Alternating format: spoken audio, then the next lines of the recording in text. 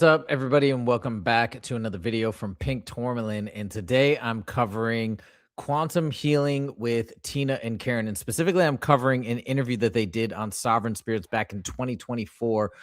And I'm going to tell you brief in a minute who sent this to me. And they sent it to me a while ago via Instagram, and I haven't really watched the video. I finally sat down to watch it, and holy smokes, it is amazing. It is a treasure trove of information. And on top of that, quantum healing, I believe it's also abbreviated QHHT, is something that was also recommended to me during one of my live streams. It's on my massive list of things to do or things to investigate. And how perfect. I now found these two women who have a quantum healing practice. They are aligned on all of these different topics, and you're going to see how aligned they are when I go through these different excerpts. It's mind-blowing. It's amazing. And so not only do I want to show you these clips, not only do I hope to interview them, I already reached out to them on Instagram, but I want to use their services because now I can finally dive into and understand quantum healing with these people, with these two women that are exactly, I think, on the right path in terms of understanding the matrix and the nature of reality. I mean, like, it's so perfect. So I'm just so excited to get into all this content. Now, before we get into everything in this interview and all the amazing nuggets that we can extract from this interview, I wanted to tell you a little bit about Tina and Karen. Again, I just discovered them today, really, and as I've investigated them, I just checked out their website today. Was sent the video a while ago, but you know what I'm saying. And so first, let's start off with what they have on their website. What is Beyond Quantum Healing? This is the service that they offer. They call it BQH. So with BQH, you are gently guided into a relaxed and focused state of awareness, just like following a guided meditation.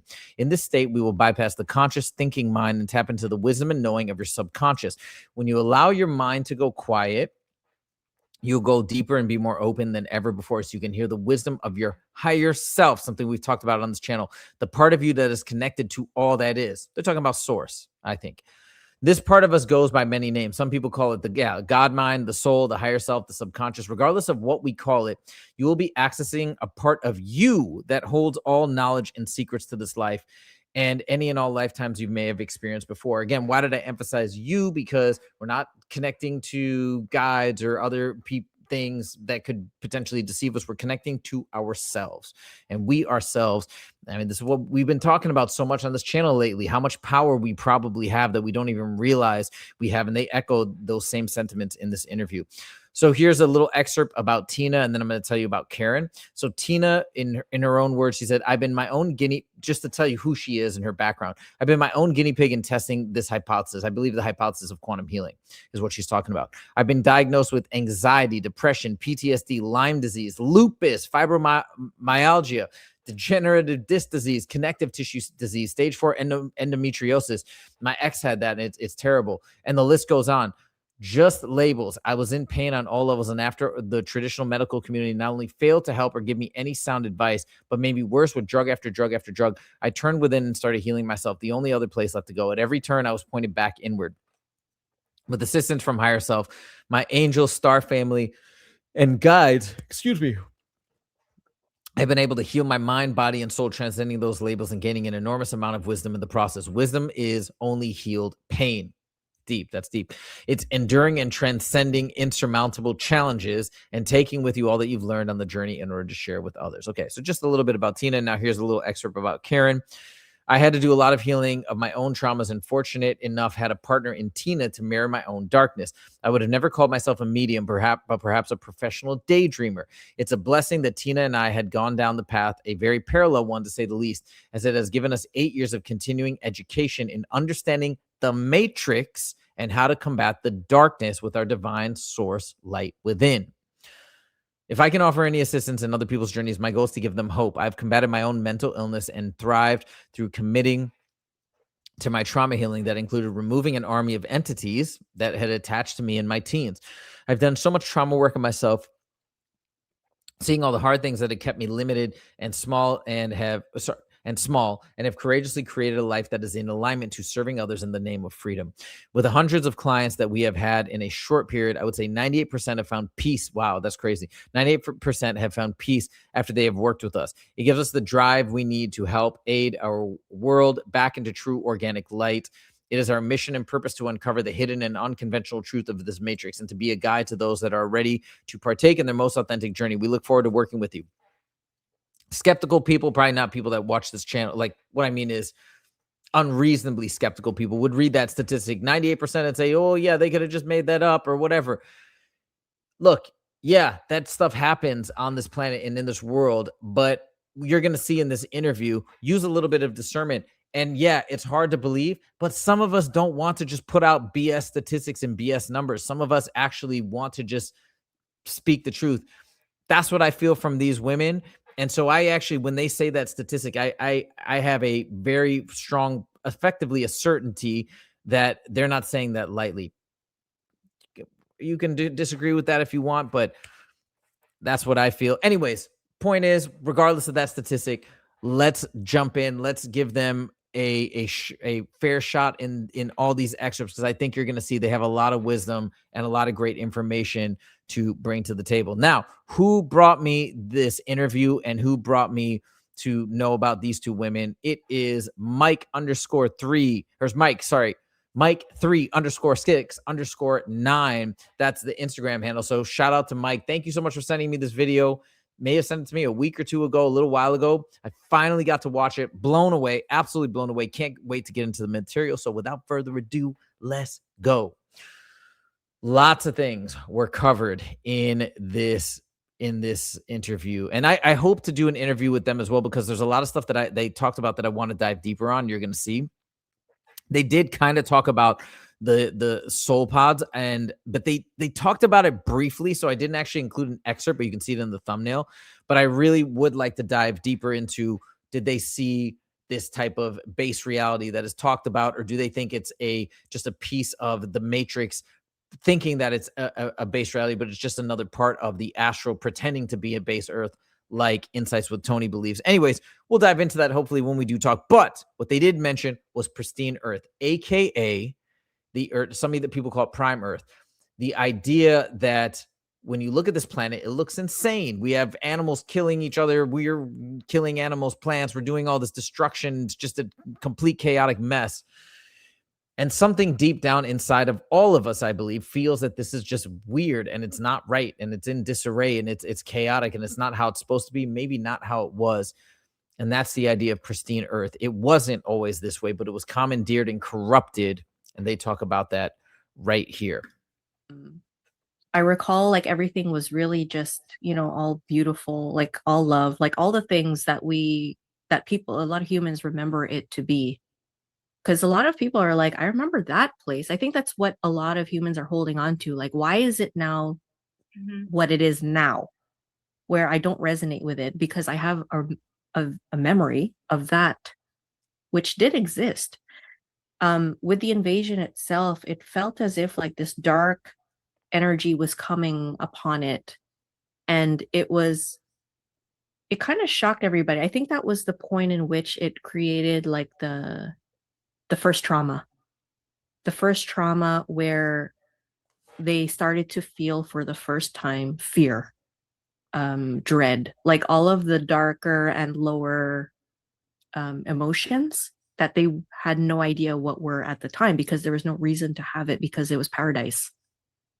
So that energy started to come in and create like a splitting. I think that's where they were able to, I guess at least this matrix was able to override that one and take it over. So that's why a lot of the spirits that were there in the true Earth were kind of like, I don't remember how I described it. Do you remember how I described it? It was just very difficult to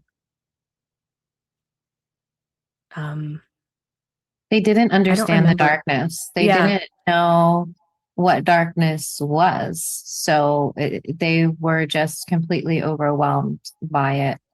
And that seemed to be the beginning of like leading up to where we are now, and how things are just seeming to get darker and darker. But yeah, I think that Earth was at once a playground where we came to experience duality in a natural way, not what it is now because it's completely hijacked. You know, come in, have an experience, maybe learn through whatever, but not the extent of like the suffering and trauma. And really, it's just pure rape of the spirit is what's happening here.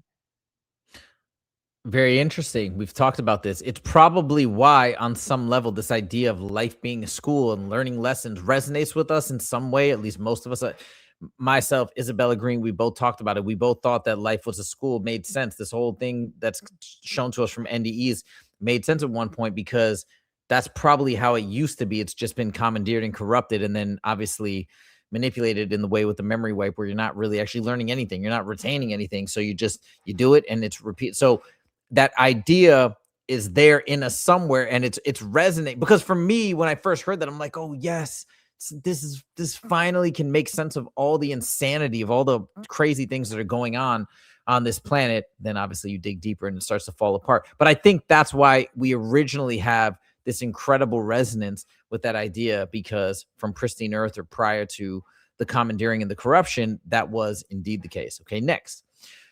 Great question that is asked here. I need to, if I do get a chance to interview these two women, I want to dive way deeper on this question because it's answered very briefly. There's a quick answer, but this is a fascinating question. Do souls evolve? Because remember, from the pre-birth memories that I've discussed and studied, they kind of allude to this idea that, well, the souls are already good to go. There's not really any problems with them. They're pure. And then they come into this reality. And that, so a lot of the negative things or the bad things that happen here, it's not as though they were happening out there. They were unruly souls and they're coming here to evolve. That's not the case. And so it's almost seems as though it's just an excuse. We come here, we get put in these bad situations, then we said we have to heal and improve to get out of this proclivity to commit these bad acts. So it's like, no, this was told to us to do as a part of a learning lesson, and then we're trapped in this never-ending loop.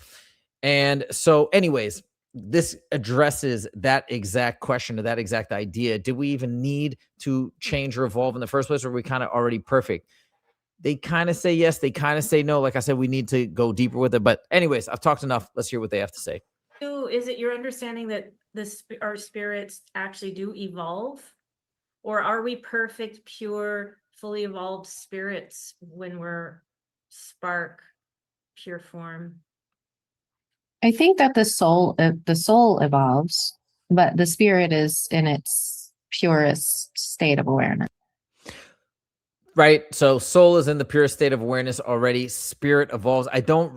Soul evolves. Spirit is in the purest state of awareness. I don't exactly know what they mean. And they didn't really give any more details about the distinction between the two. So I'd like to know a little bit more about what they mean and what do they mean by evolve? And are we evolving here with the memory wipe, or is that in limbo? Is there no evolution because we're kind of stuck and we keep getting wiped? Like these are the things that we need to pin down a little bit more. But anyways, I wanted to include it because it's a big question. It's an important question to understanding exactly what this matrix is.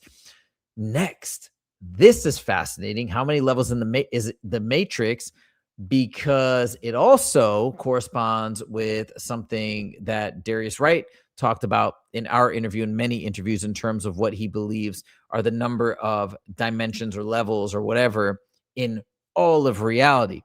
Basically, what they say here, I think, corroborates the notion that, unfortunately, perhaps when Darius was out exploring all that there is, it was never really an exploration, unfortunately, beyond the actual matrix, beyond the simulation.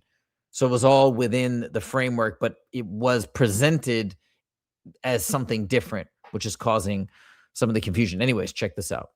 Like this cloud or the metaverse or something would be like another matrix within this matrix. I mean, how many It's Trap within a trap. Yeah. Yeah. It's a trap within a dimensions trap. or levels do you think this matrix go? It kind of ties into the other question, like how far up does the deception go? But I mean, any idea like how many levels, or like all these dimensions all the way up to, like, I mean, the Gnostics were talking about what, 12 or 13 or 12. Yeah, 12.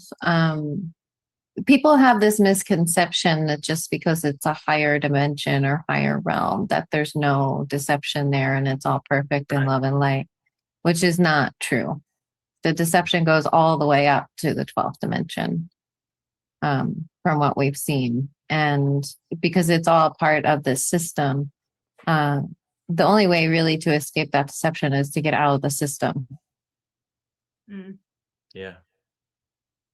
There it is. So it goes all the way through. You know what's funny too is that's my original thought as you go higher up, as you get into the astral, these entities that they're telling you this, that, or the other, and all these NDEs. I thought the deception ended as well on this planet. I don't know exactly why I thought that, but also too because the messages that were being relayed back were all about love and positivity and how we need to find our talents and share them, and just these beautiful messages of it's all about love. It's all about caring. So, I mean, how can you not it would be a little bit weird if they came back and said, yeah, you need to hurt each other and be more negative, right? Then you think, wait, so this is weird. So when it's these positive messages, you just think, okay, once we get out into that next level, it's all love and light, and it's all the truth, as they say, which obviously we've all come to believe that is absolutely not the case. This is a very fascinating point as well. This coincides with something that Isabella Green talks about in her book, Transcending the Trap. The idea that guides, what are guides? Guides very well could be us that have, she talks about in her book, the two ways that you can quote unquote ascend. One way is obviously exiting the matrix, just zipping out of the system. The other way is exiting into the astral, still within the matrix, but then let's say you elevate to whatever dimension 2, then you can be in that part of the astral, and you no longer, and from your understanding, you could think, hey, this is the only way to go. You don't even know that you can exit, and you get in there, and then you're told, okay, you've graduated. You no longer need to incarnate again or reincarnate, and you might literally believe that. And you think you know all that there is. You think you're being given information from upon high that is absolutely true. So therefore, then you get told, hey, we want you to be a guide and help other souls. So the point is that they talked about, they're going to talk about in this. The point is that guides that are talking to you, they may in their minds, in their true essence, think they're truly helping you, truly guiding you in a benevolent way. But because of the compartmentalization in the astral, just like we have in the government and in these black projects and different things like this, because of that compartmentalization where they may not have the full story either, they may come across as very authentic and very sincere, and you may just truly believe them because in their mind, they probably believe that they're giving you just a pure guidance, which makes it even trickier, right? To use our discernment. Just wild. Anyways, they talk about this in this clip, and it's a lot. Through I feel like the whole confusion aspect of this place is purposeful, of course, because they don't want us to really know what's going on. Maybe the counselors and guides don't even know the bigger picture themselves. Maybe they're right, because they're from here. They're doing the right thing. Yeah, being told they're doing the right thing, but they're not. Exactly. Or maybe so some think they're actually helping us, and then others maybe.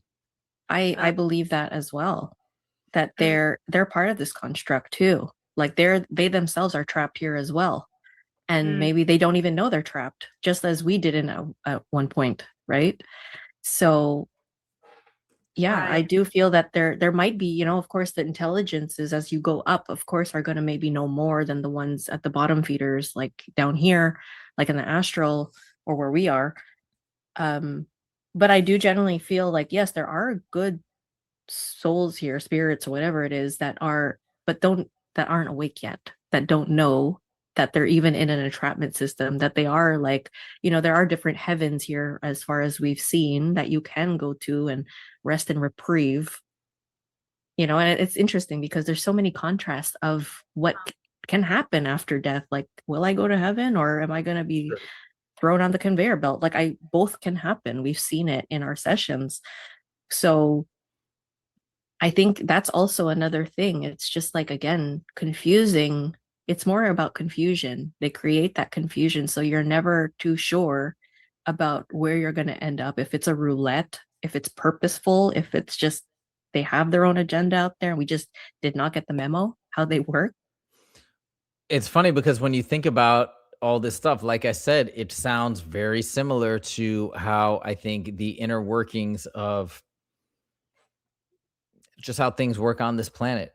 You have so many people put into roles that truly think that they're doing things for the greater good. They're part of a system that is truly trying to help people, when in fact there's things happening behind the scenes and that's not the case. But as far as they know, they have pure, true intentions. And so as above, so below, why wouldn't it be and couldn't it be the same in these other realms and in these astral planes? So, and that's another point that raises too, is how far would discernment get you, or what even, how does that discernment have to look when, or be polished in order to be effective, when the person or entity that is interacting with you, they truly believe what they're saying. So it's coming across as truthful. Right? So it's not now, hey, I'm trying to determine if they're being deceitful or truthful. They are being truthful as far as they know.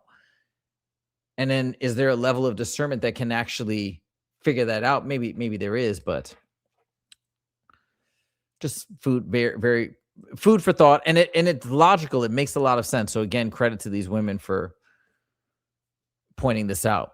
All right. Now in this part of the interview, they talk about soul catcher technology. And this obviously ties into how to effectively or essentially escape the matrix or get around this technology. But they say that there's actual tech that is used to entrap our souls at the moment of death, or at a half a second after death, something like that. Check this out. They have technology that can grab you like right out of the body as you're dying.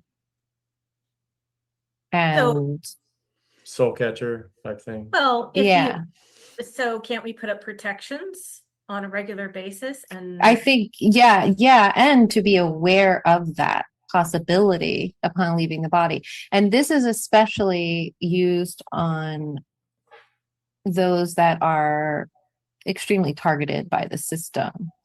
I think there are some of us that they're just going to let go. And there's some of us that they're really like, we're an asset to them. So they will try to keep us here at all costs. And those are the people that they're going to use that technology on, to try to take them right even before they're even out of the body, to just suck them right out. They have the technology to do that. But there is a split second, like before, like if you have the awareness and you have that split second before that technology is used. Here's the thing about the spark, the divine spark, is it can travel at the speed of thought. So instantaneously, right? There's no I need to go through all these realms, travel through the astral, find the door, go through the hole and that. No. If you drop the physical body and you drop the soul body containers and you're just that spark of light, you can travel at the speed of thought through quantum entanglement and be home in an instant. That's what I am focusing on as far as leaving the body. Right. That's my plan as of right now. It can change, but that's my plan for right now. So yeah, that's another depressing thing. But you've actually heard clients say that they snatched them right out of their body before they even left, before they. Not our clients, but there's a community of people that are targeted by the military. Right. Specifically for the programs and secret projects and that kind of stuff. I've heard some of them talk about that technology, and they have assets. This is the thing about NDEs too, is that nobody dies by accident here. It's all orchestrated. And so these NDEs are being orchestrated by these beings for the propaganda. Mm-hmm. Right. They're not just oh, this person died, so let me, introduce them to this propaganda that they can bring back. No, they're controlling the whole death process too. That doesn't happen by accident. That's all part of the orchestration. And what they're doing is they're orchestrating that to introduce this propaganda to make everybody believe that Earth is, you know, such a great place to be and go to the light and it's so beautiful over there and all of this kind of stuff. Become salesmen and women. Exactly. They tried to do that to me in 2018. But I refused to leave my body. I didn't know exactly why I was refusing to leave my body, but there was just something in me that was like, no, absolutely not. Wouldn't do it. And very soon after that experience, I had my own first regression where I saw myself in a soul pod. Wow. That's very interesting.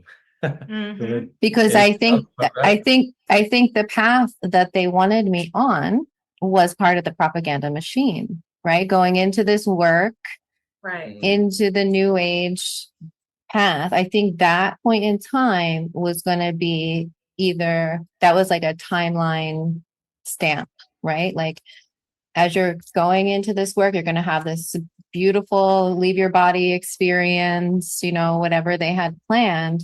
But there was just something in me that fought back and it was like, absolutely not. I'm not. Couple of interesting points there. Number one, she goes into this whole idea of NDEs. They're not just happening and then they're deciding to give you this message and fix maybe this accidental leaving everybody. She's saying that no, it's all planned, it's all orchestrated. Is that true for every single one, or maybe are some actually unplanned and then they do have to effectively cover for that accidental leaving of the body? I don't know if we could say 100%, but it is an interesting thing that she says, because when I think in that recent NDE video, I said, hey, I wonder if this is what's happening. Sometimes people are accidentally dying or they're going off script in that sense, and then they have to cover it up, and then they use it as an opportunity to bring back or relay or propagate this particular message. So they're saying it's not that. It's all part of the plan. It's all preordained, which I think is very interesting. Also, going back to the idea of, she says that it's depressing when you think about the fact that they have this soul catcher technology that they use on specific individuals. But there was a great silver lining there that I just wanted to reiterate. Again, she said we have the power to travel via quantum entanglement effectively instantaneously without. So they said they need a split second. We're faster than a split second as long as we're prepared. So that is a positive takeaway, a positive message from that entire discussion and that entire explanation of how the tech works. When she talks about that, she briefly touches on the soul pod. I need to ask her more about that exactly. Is it like what she's showing in the images here? Is it a soul pod? Is it a base Earth pod with a different body that's projecting? I don't exactly know what she means by a soul pod. I'm dying to know more, but I think the only way, obviously, I'll get to know more is probably if we get Tena and Karen on the channel. Wild stuff. Okay, now we get to love bombing. What is love bombing? This is going to blow your mind. I haven't heard anybody else say this. Maybe it's been out there and I missed it, but we talk about love bombing all the time. They do this when you're in an NDE. They try and manipulate you. But what exactly is it? What is the tech, or what are they doing to make you feel that euphoria? This answer is going to rock you. Check this out. Well, we see this in some NDEs where they feel this indescribable love that they've never had on Earth before, and so they will pretty much do anything the being or entity before them says to do, or feel euphoria. They euphoric. And do you think that the technology is that advanced it can do that to people in the afterlife? Yeah. I feel like that love that they're beaming onto them is our own. They're reflecting it. It's just that we don't have access to it because of what is on, the disconnect that they've created. Right. So that's why it's so important that, like when we're being love bombed, or that they're, especially in the face of a narcissist, we'll go back to 101. They're just mirroring us. They're just showing us. And so we fall in love with ourselves, essentially. So it's just that we're programmed to look for that in another. Like, you have to complete me.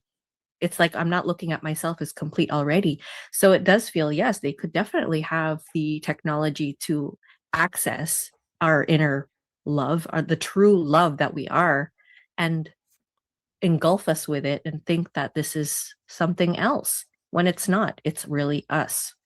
It's just that we have so much of that everything, like the humanness just compacted on top of it, and that emanating as emptiness. So we're just trying to fill that emptiness, but it's really like inside there. So we have to get it. That's why, like, when we're talking about unlocking the spirit, when you're able to unlock the spirit and find that balance inside, then you have access to it. But then it doesn't come up as that overwhelming sense of love. It really just comes out as contentment, peace, like just I'm okay. Like that's what it is. Two very important points. Number one, I didn't know never heard anybody say that it's just a reflection of our own love. How wild is that? But that kind of tracks with everything we know about the system and the matrix that is powered by us. And we think we're powerless, yet we're powering the whole simulation. So it's, again, another instance of our energy, our essence, our illusion, whatever you want to call it, being used to confuse us, to entrap us. It's really wild.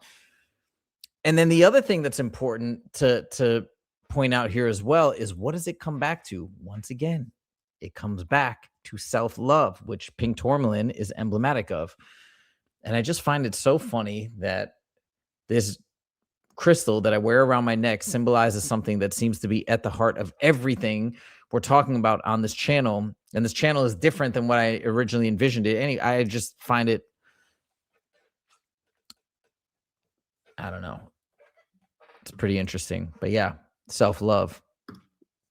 Not trying to complete ourselves out there, over here, over there. No, it's all within. It's all within us. 2 slides left, I believe. So this is, what do we need to release in this life? And but when I say that, what I mean is, what are the things that we need to work on and let go of so that we can prepare ourselves to do whatever we need to do in the next phase of existence after we move on from our bodies or whatnot.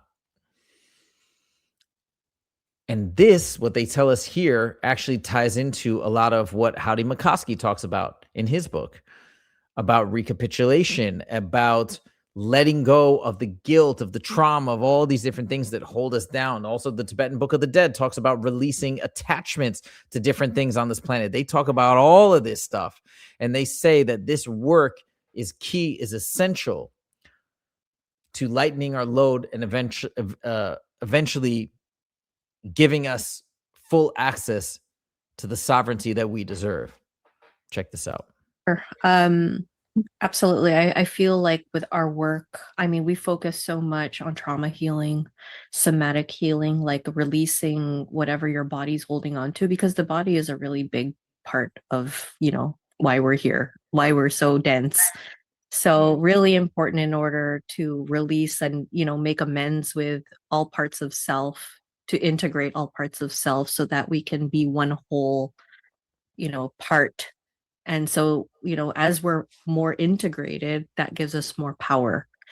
And so, because if we're separated, of course, we're not going to be able to work together if we're all fighting with ourselves and whatnot. So through our work, we like to clear up what's around. And like I said earlier, like we like to go through the different layers in which the individual is ready to explore. And we have found that it's so important that, a lot of people can have so much of the theory of what to do, but then the hardest part is actually to do it. So we like to make sure that when they work, and we like to work with people on a longer term, because then we're able to follow up, we're able to kind of share ideas, decipher dreams, give them advice on like how to carry it on in their everyday, kind of like look at their blind spots so that they can actually have, a whole 360 view of what's going on. And to just be aware of how deception works through people, experiences, how everything is reflecting back to them so that they can take that as an advantage instead of becoming victim to everything they're experiencing. So, it's very multifaceted in how we approach things. It's really hard to explain what it is. But in a simpler way, we really like to go to the traumas, heal, rescue the part of self that is stuck in time, that is holding on to that trauma. And that way we're able to integrate them into the core self so that they're no longer in that time loop. And, you won't be as triggered anymore by such and such. And then we kind of allow for that integration process to happen and go to the next thing that's showing up in their life. So I guess that's the most simplest way that we go through it. We give them a lot of energy and entity education, tools on how to release the trauma from the body. So we do different tapping techniques, for example, or a tapping technique, a simplified version instead of like using the EFT. We have another simplified version to do that so they could use it in their everyday. And they don't need to know all the meridian points. We tell them that they have to, as much as possible, to journal their dreams, to remember, like when they have interactions with people, like what they experience in the interaction and how they are able to self-reflect on what they're experiencing. So, I mean, like, and then when we go into the deeper exploration, sometimes it might not come in this lifetime, but we can go into past lifetimes too, if we have to get to the root cause of things. So we like to go to the root of things so that we really clear up as much as we possibly can, to clear the vessel, to purify the vessel, for them to really able to access their divinity so that they could find balance in their life through their everyday, and to carry out themselves authentically so that they could remove all the masks that they've been given throughout life and just to live in one so that it's less dense. And I feel like through that purification process that then they'll be able to come more into their own power, understand why they've been targeted, how everything works around them, how they've been manipulated, and then have the proper tools in order like to navigate their life in the everyday and have quality of life. That's really the end goal. Very interesting. It sounds like this is exactly the type of work that they do to help us get to this stage of life or existence and awareness. And I'm so excited I hope I hear back from them, and I hope I get to work with them ASAP, because I want to do this work actually with them, because like I said, this is something that I've learned about and I've been wanting to try. This would be perfect. Hopefully, if it all works out according to plan, I get to work with them first. And then after I work with them, get to know them a little bit, we can have the interview and we can dive super deep into all this stuff. Okay. Last slide. Here we go of this amazing interview. Final question. How exactly do we exit the matrix at the time of death? Here's the answer. What do you think they should do at death? I mean, should one intend to go to a void or to go home, or say, some say exit through these holes in the grid? And does one's level of consciousness at death relate to their ability to escape? Can they practice lucid dreaming to help? Doesn't attention obviously seems to help, right? Affirmations, maybe. That's a big question there. Yeah, I think that level of consciousness is huge. And that is going to make a big difference to where you're going to go after death. And really that's, part of what we do too is evolving our consciousness. So evolving the consciousness, and hopefully, and the level of consciousness depends on so many different things. It's like you can't narrow it down to just one thing, but a lot of those things are detaching from the humanness, like really detaching from all of the human programs, belief systems that we've been given, attachments to this place, to other people. And so, yeah, I think, because if somebody is trying to exit the matrix and they're still holding hatred or resentment about the matrix, right, it's a hook. It's going to keep them tied here. That's your contract. Right. It's like a contract.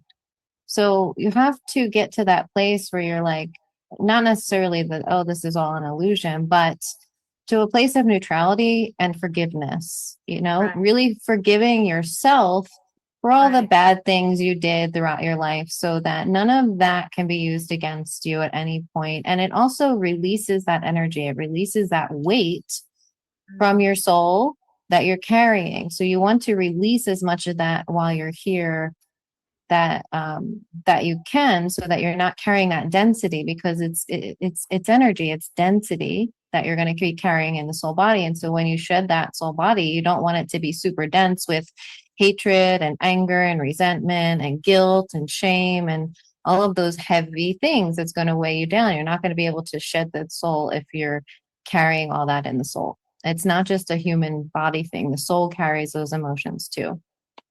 So Yeah.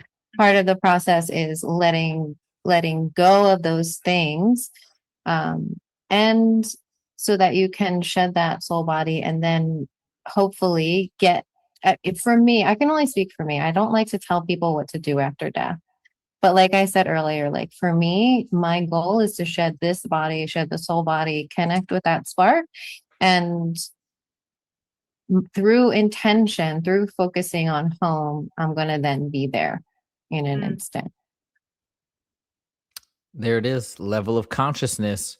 And I think they did talk about, obviously, in the work that they do, ways that we can elevate our level of consciousness, ways that we can get to that perfect point, or maybe not perfect point is not the way to say it, but get to that needed level so that ultimately we can exercise our will. We can exercise, like, just like she said, focus on where we want to go and just go there. Very, very, very cool stuff.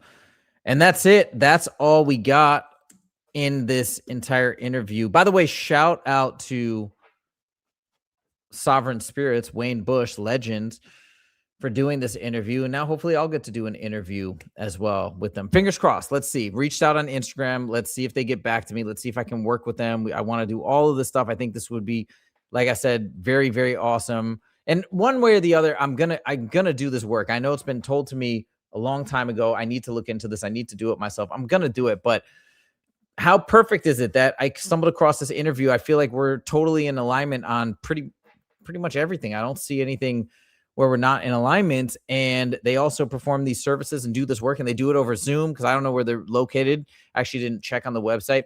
Anyway, speaking of the website, I'm going to include that link in the description so you can check out their stuff and reach out to them if you're also interested. But that's all I got. Fascinating stuff. More people that are talking about this system, this matrix, what it is, how to navigate it. And I think they give some really great answers and insights.